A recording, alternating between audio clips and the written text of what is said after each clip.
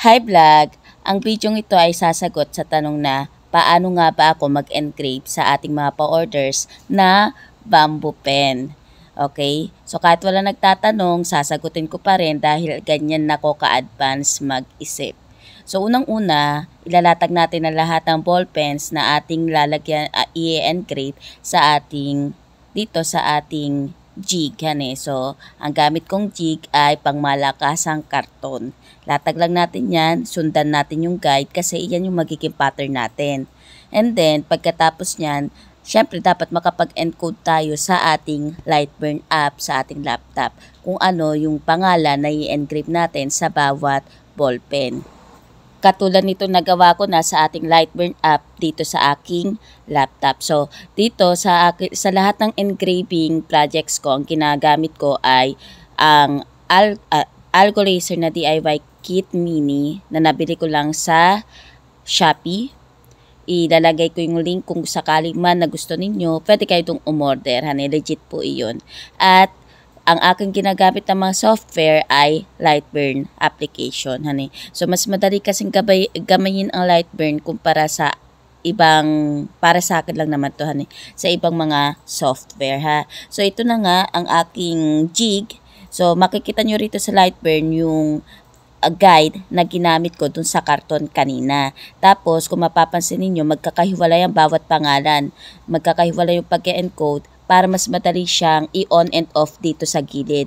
Kasi, iyan yung advantage kapag magkakahiwalay. Kaya nga, kung mapapansin ninyo, meron po diyang nakalagay na name 1 hanggang name 11 kasi ang aking jig ay hanggang 11 na ballpen ang kasya.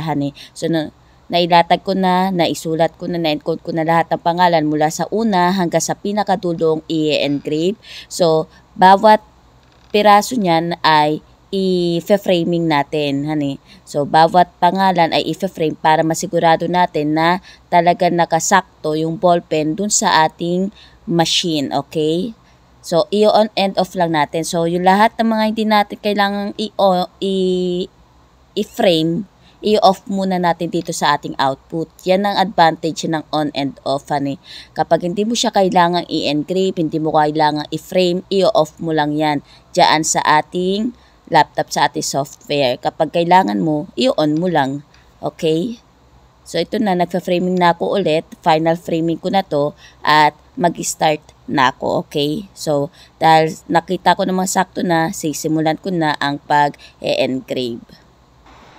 So, isa ito sa mga advantage ng ating machine, itong ating Algo Laser DIY Kit Mini kasi kaya mong magsabay-sabay na pag-engrave basta ma-frame mo lang siya na maayos at dapat meron kang jig. So, nga pala, bago ko makalimutan, dapat pala nating ayusin yung ating focus, laser focus, para sigurado na yung tamang-tama yung laser to sa ating ballpen, I-adjust ninyo yung height ng ating laser focus. So, meron din po tayo laser focus na kasama once na bumili kayo nitong ating machine. So, hindi nyo yan pwede iwala. Maliit lang yan. Kaya dapat laging nakatabi kasi dyan nakasalala yung kagandahan at kaayusan ng output ninyo o ng in-engrave ninyong materials. Okay? So, ulitin ko, kung sakaling mang maisipan nyo isang araw na magsimula ng business na pag-engrave, ilalagay ko sa comment section, pati sa